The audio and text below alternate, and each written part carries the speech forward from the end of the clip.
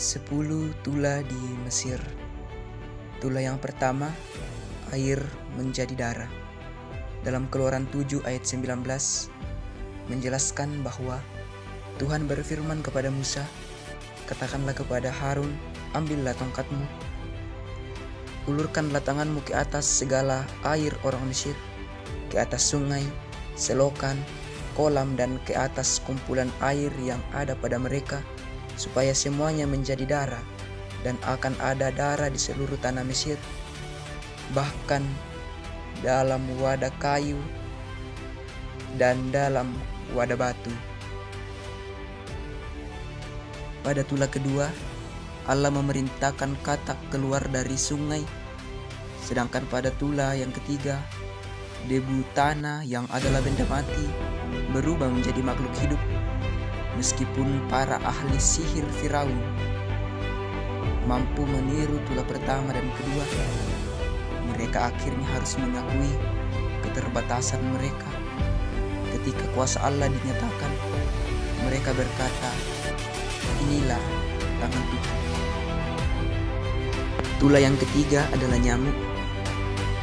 Dalam Keluaran 18 ayat 17 dijelaskan bahwa Harun mengulurkan tangannya dengan tongkatnya dan memukulnya ke debu tanah, dan seketika itu juga debu tanah Mesir berubah menjadi nyamuk yang hinggap pada manusia dan hewan. Tula ini adalah hukuman bagi Firaun atas penolakannya membebaskan bangsa Israel. Tula yang keempat adalah lalat pikat. Dalam Keluaran 8 ayat 20 hingga ayat yang ke-32, yaitu munculnya ribuan lalat yang memenuhi seluruh tanah Mesir, termasuk rumah-rumah, tanah, penduduk Mesir. Namun di sisi lain, lokasi tempat bangsa Israel tinggal, yaitu Goshen, tetap amat. Tula yang kelima yaitu penyakit sampar pada ternak. Meskipun Allah sudah menjatuhkan 4 tula pada Firaun dan seluruh rakyat Firaun, semuanya itu tidak membuat Firaun berubah pikiran dan tetap mengeraskan hatinya dan menolak perintah Tuhan, dan Allah kemudian mendatangkan tula kelima. Tula yang keenam adalah bara. Lalu Tuhan berfirman kepada Musa dan Harun, "Ambillah jelaga dari dapur pelaburan serongkok penuh, dan Musa harus menghamburkannya ke udara di depan mata Firaun." Tula yang ketujuh ialah hujan es. Dari Keluaran 9 ayat 22, berfirmanlah Tuhan kepada Musa, "Ulurkanlah tanganmu ke langit supaya hujan es turun di seluruh tanah Mesir, menimpa manusia dan binatang, dan menimpa tumbuh-tumbuhan di padang di tanah Mesir." Tula yang ke-8 adalah belalang. Dalam Keluaran 10 ayat yang ke-13, lalu Musa mengulurkan tongkatnya ke atas tanah Mesir, dan Tuhan mendatangkan angin timur melintasi negeri itu sehari-harian dan semalam-malaman. Dan setelah hari pagi, angin timur membawa belalang. Datanglah belalang meliputi seluruh tanah Mesir dan hinggap di seluruh daerah Mesir sangat banyak. Tula yang ke-9 yaitu gelap gulita. Di Keluaran 10 ayat 21, berfirmanlah Tuhan kepada Musa, "Ulurkanlah tanganmu ke langit supaya datang gelap meliputi tanah Mesir, sehingga orang dapat meraba gelap itu." Lalu Musa mengulurkan tangannya ke langit, dan datanglah gelap gulita di seluruh tanah Mesir selama 3 hari. Tula yang ke-10 adalah kematian anak sulung.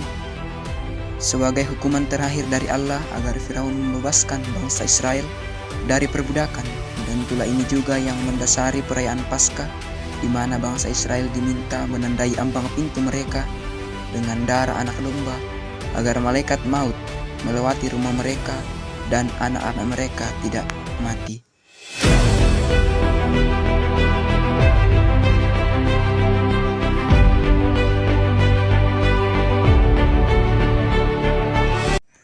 Perjalanan bangsa Israel keluar dari tanah Mesir. Orang Israel keturunan Abraham melarikan diri ke Mesir karena kelaparan, dan bangsa Mesir takut berkembangnya bangsa Israel, sehingga ia memperbudak mereka dan menganiaya mereka orang Israel tidak tahan dengan siksaan orang Mesir dan sangat memohon kepada Tuhan, dan Tuhan mendengar doa-doa mereka dan memutuskan untuk memimpin orang Israel keluar dari tanah Mesir. Kemudian Allah memanggil Musa dari Keluaran 3 ayat 9-10. Dan kemudian Musa pergi menemui Firaun Mesir dengan perintah Tuhan. Tetapi Firaun tetap mengeraskan hatinya dan tidak setuju untuk membebaskan bangsa Israel. Dan akhirnya setelah tulah ke-10, akhirnya Firaun membebaskan bangsa Israel. Orang-orang Israel akhirnya berangkat dari Mesir di bawah bimbingan Tuhan, dan sampailah mereka di Laut Teberau, dan prajurit-prajurit Firaun terus mengejar mereka, tetapi Allah menolong mereka melalui Musa yang membelah Laut Teberau. Keluaran 14 ayat 16. Dan setelah semua bangsa Israel keluar, laut kembali seperti semula dan menenggelamkan seluruh prajurit Firaun. Ketika kuda Firaun dengan keretanya dan orangnya yang berkuda telah masuk ke laut, maka Tuhan membuat air laut berbalik meliputi mereka, tetapi orang Israel berjalan di tempat kering dari tengah-tengah mereka. Lalu Miriam, Nabiya itu saudara perempuan Harun, mengambil rebana di tangannya, dan tampillah semua perempuan yang mengikutinya memukul rebana serta menari-nari.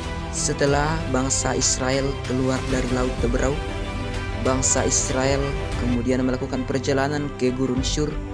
3 hari lamanya bangsa Israel melakukan perjalanan sebelum mencapai Mara. Namun di Gurun Syur mereka tidak menemukan air.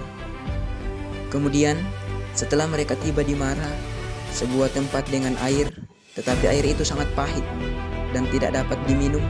Kemudian Tuhan menunjukkan sepotong kayu kepada Musa yang dapat dilempar ke dalam air untuk menjadikannya manis, dan kemudian mereka bisa meminumnya. Setelah itu mereka tiba di Elim, sebuah tempat yang memiliki 12 mata air dan 70 pohon kurma, dan disitulah mereka dapat beristirahat dan menemukan sumber mata air. Kemudian bangsa Israel melewati padang gurun Sin. Kemudian mereka tiba di Refidim, yaitu di Masa dan Meriba, dan mereka kekurangan air lagi. Lalu bangsa Israel marah kepada Musa. Lalu Musa berseru kepada Tuhan, dan Tuhan menjawab, bawalah beberapa tua-tua Israel, dan pukullah gunung Batu Horeb dengan tongkat yang kupakai memukul sungai Nil, dan dari dalam batu itu akan keluar air.